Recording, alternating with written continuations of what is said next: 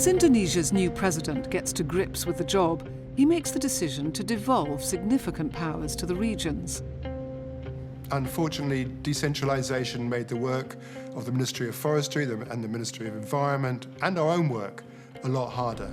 Saya sudah bilang tadi ya, korupsi itu ada di mana-mana, nepotisme, kolusi gitu ya, pelanggaran hukum dibiarkan, sehingga otonomi daerah ini alih-alih bisa menjadi perbaikan, tapi yang terjadi adalah semakin merebaknya KKN ini, praktek KKN ini bahkan sampai di level yang paling rendah gitu, sehingga kita tadinya punya raja-raja koruptor cuma ada di Jakarta, tapi sekarang hampir di setiap provinsi, kabupaten ada. CITES is an international treaty signed by most of the world's governments. It aims to prevent animal and plant species becoming endangered or extinct through trade. Karena itu salah satu alat kita untuk melindungi salah satu konservasi jenis-jenis yang sudah mulai punah.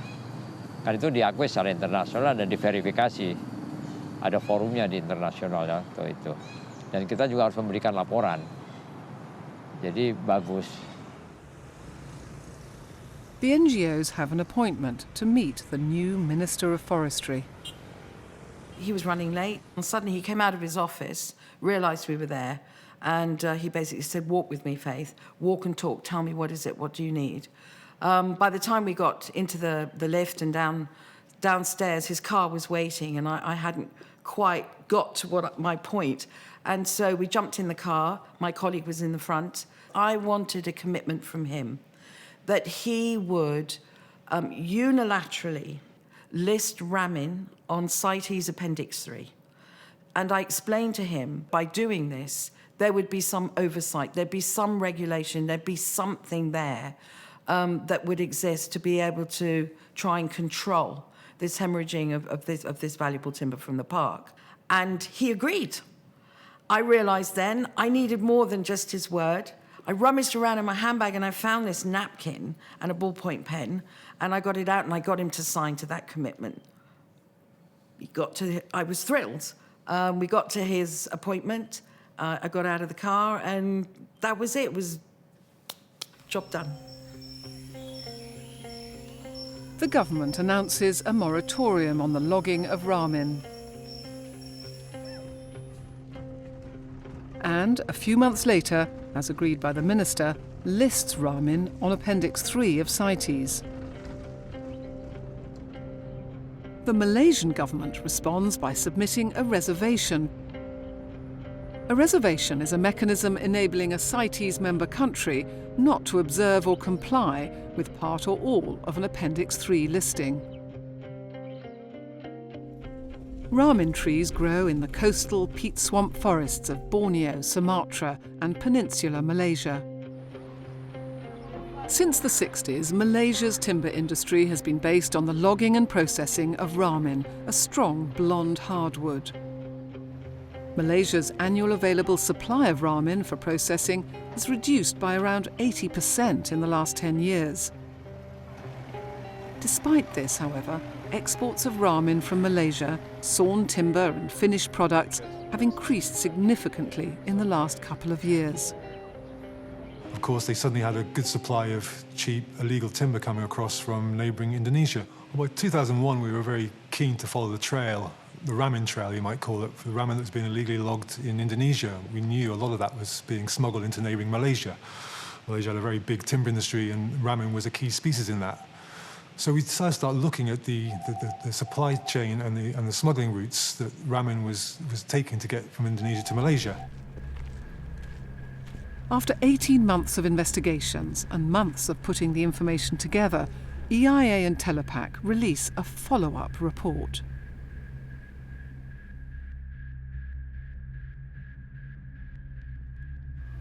On just one day, EIA and Telapak investigators witnessed more than 30 Indonesian vessels carrying illegal logs arriving in the port of Muar in Malaysia. The boats were seen passing a police post and stopping at a customs jetty. once again showing official complicity. In Batu Pahat, EIA and Telapak investigators found ramen logs which had recently been imported from Sumatra in Indonesia. Such trade is illegal under the CITES listing and illustrates that Malaysia continues to flout its international obligations. The scale was just mind-blowing in a way, and it was all being done in the open. There was no attempt to be clandestine, which shows that the Malaysian authorities weren't willing to act on this because their businesses were profiting from the destruction of neighbouring Indonesia's forests. Given the fact that CITES had just listed Indonesian ramen on CITES Appendix 3, we were actually completely shocked at the fact that nothing had changed. But also in terms of economics, this sudden glut of ramen that was being smuggled via Malaysia was depressing the price on the international market because it's simple oversupply. In part as a result of the work of EIA, Telapak and others, some governments around the world start to grasp the scale and seriousness of the explosion in illegal logging and the destruction of the world's remaining forests. At the time, the World Bank were organising a whole series of, rather staid technocratic meetings on forest law enforcement. And I thought, this is an opportunity, to really, if we could jump on these, get hold of the agenda, we could change these into real game-changing dialogues and discussions with the real actors. Together with the Americans, I have to say, we managed to add the word governance, forest law enforcement governance, to the title. The East Asia Ministerial Conference on Forest Law Enforcement and Governance opens in Bali. Hosted by the Indonesian government and the World Bank, and part funded by DFID and USAID, 150 delegates from 20 countries arrive in Denpasar. They represent NGOs, governments, UN agencies and the private sector. The stage is set for significant change. And we managed to get high-level segment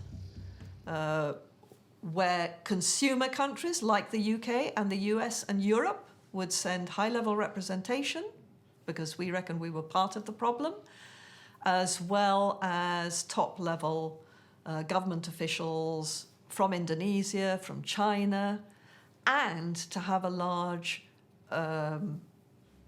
participation of civil society organisations. The delegates are gathered for several days of discussion and debate on the future of Southeast Asia's remaining forest.